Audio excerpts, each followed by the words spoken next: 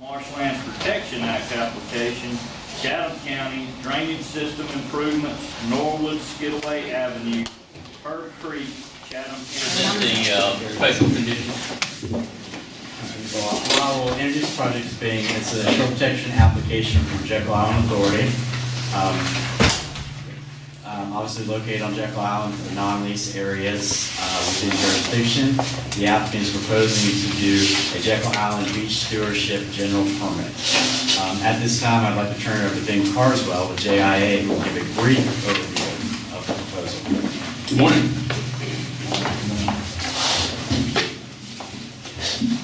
Thank you for your time this morning. You all have had the opportunity to review quite a few materials on this proposal, and you'll recall my informational briefing at your last meeting. So kind of a quick review. The purpose of what we're proposing today is to create a general permit that would serve as a management tool to facilitate more efficient and effective management of shore protection. Let me tell you kind of the seed of this, and that is that we kind of started from looking at one particular problem, and that is folks accessing the beach on Jekyll Island through unauthorized paths through the shore protection area. In some cases causing significant erosion and harm to natural resources. To this day, we still have paths like that where we have not blocked that flow of pedestrian traffic with a simple 20-foot piece of fencing that it might take in some cases. Because the letter of permission process is not a good fit for that. So we looked at that and said, you know what, the bar to fix that problem with a clear intent of protecting natural resources with a very small footprint, low impact, but high benefit, shouldn't be as high as it is to build a condo development that impacts the shore protection area. So starting from there, we looked around and we said, you know what, there's actually, in addition to this problem, there's a variety of categories of beneficial projects. In a place like Jekyll Island State Park, it's managed with a conservation in place, with a conservation staff to review these sorts of things, where we can say, look, these categories are clearly beneficial, and they're justified, and in close communication with CRD staff, we should come up with a process that facilitates these types of activities and makes them more likely to happen. Because the reality is that in an environment with lots of things on the list and limiting resources, the things that are harder to make happen are less likely to happen. And there's some good things that we would like to make happen, and those good things are captured in the categories that you're familiar with in our permit application. I'll go through those quickly. But I do want to clarify that activities conducted under this general permit will only apply to actions carried out by the Jekyll Island Authority and only on non-leased lands within jurisdiction. So the general permit consists of two main categories: natural resources management and public access. And really, when I say public access, I mean managing the way that people visiting the shore area of Jekyll Island interact with that zone and managing their impacts on it. So those two categories, we kind of, to us, taken together, those two things mean stewardship. So when I chose to title this permit application, Jekyll Island Beachfront Shoreline Stewardship General Permit, that's what I was thinking of, is doing what we can to maintain, preserve, enhance, and protect natural resources, as well as managing people's interaction with it. That to improve habitat, to protect native plants, periodic maintenance using hand tools, temporary irrigation, targeted trimming, to manage the growth and successional dynamics of plant communities. Picture here, the Beachview Drive area of Jekyll Island. You're driving on the beach. You have a view out over the water. part of why that view is there, unfortunately, is before all of us were focused on shore protection and before the law was in place, unfortunately some dunes were bulldozed in that area in the early state era. That habitat has been degraded ever since. There's a huge opportunity to go in and restore the natural resources by planting native species in an area where they haven't recruited naturally since that disturbance. That's something that should be facilitated under this permit. And in addition, we would like to include the collection of native seeds, so not destroying any native plant material, but going out by hand and picking seeds from beneficial native plants to establish in areas like that. Localized sand management. This is a bit of natural resources and a bit of public access management in one category here.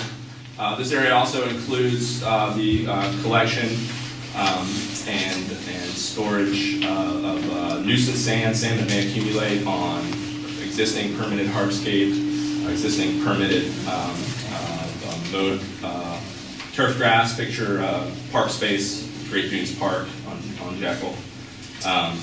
That sand would be, rather than as the current status quo, shoveling that sand immediately back onto the dune face right next to the permitted hardscape where the next day it's going to blow back onto the path.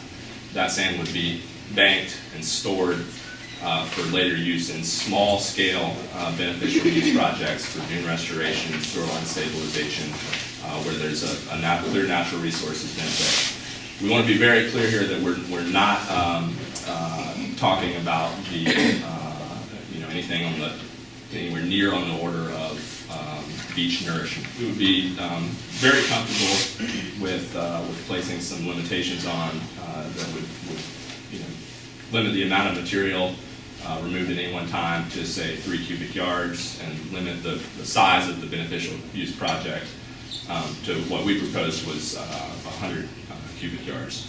So that's, and I don't think it's likely that we would get close to that limitation.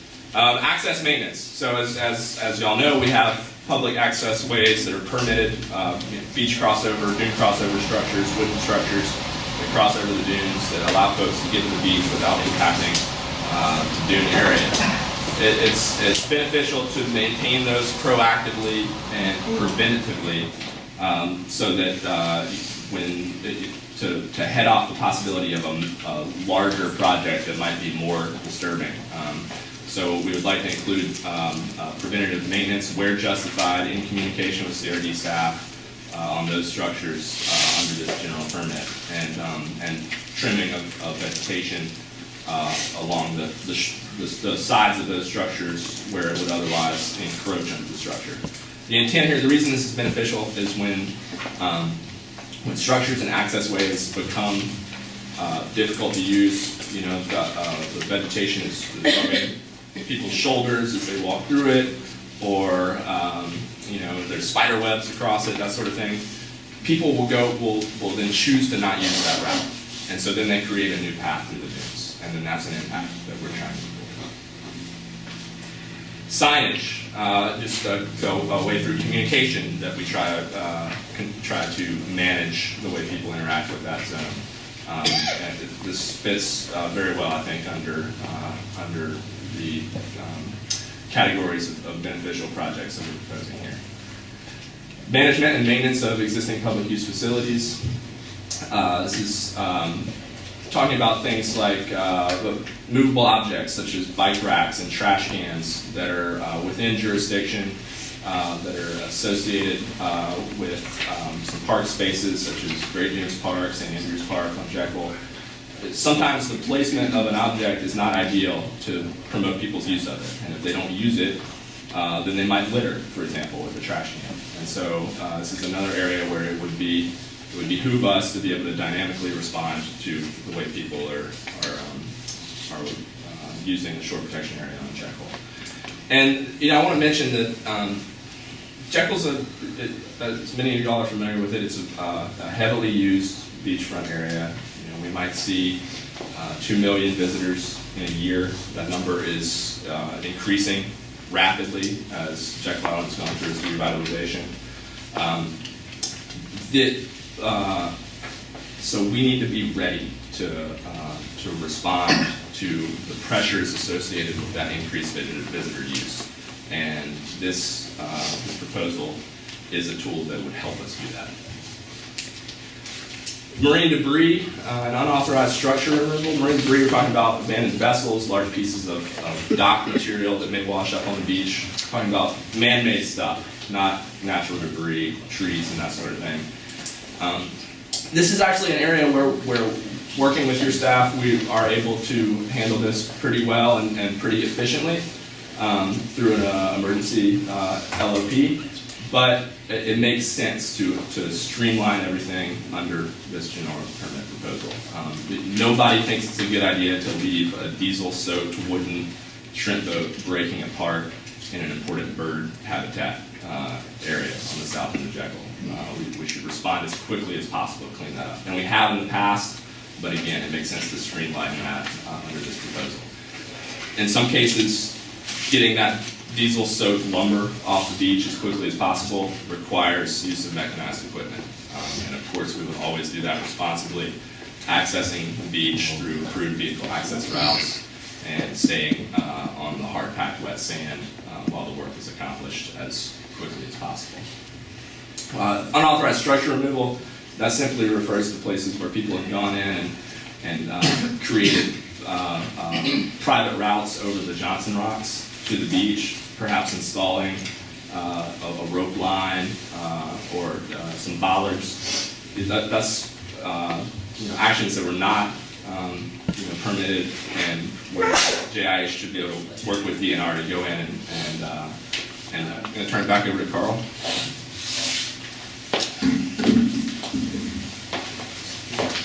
Thank you, Ben. Should the committee find the proposed project in the public interest, staff proposes our standard conditions and the following special conditions. And I'm going to summarize some of these, but they are going to be available here on the board and in the handouts. The first is being that the permittee, JIA, will have to provide staff with specific information regarding proposed projects for review and approved under the scope of this project, this permit, 15 business days prior to conducting any of that work. Number 2 states that all these plans must be considered and must adhere to the stated BMP. So basically, when developing and the submittal of the information has to take into consideration appropriate BMPs. Number 3 states that the sand fencing must be consistent with the DNR sand fencing guidelines. Number 4, sand that is to be removed from jurisdiction in relationship to the localized sand management shall not exceed 3 cubic yards of material within a week, and no sand is authorized to move seaward of the most landward toe of the most landward dunes under this permit. Number 5, all projects in terms of redistributing the sand cannot exceed 100 cubic yards of material. Number 6, no MOBI application is authorized beyond the seaward toe of the seaward dune under this permit. Number 7 states that the JIA staff must maintain a log of all those types of projects that not only they consider, request, but also execute under this permit. Number 8 states that they must develop and submit a monitoring plan for these types of projects to DNR for review and approval no later than 90 days from the issuance of this permit. And number 9 states that the log referenced in Special Condition 7 and the findings in the monitoring of conditions number 8 must be presented to the committee prior to any modification or extension of the permit request. Okay. All right, we come to the public comment.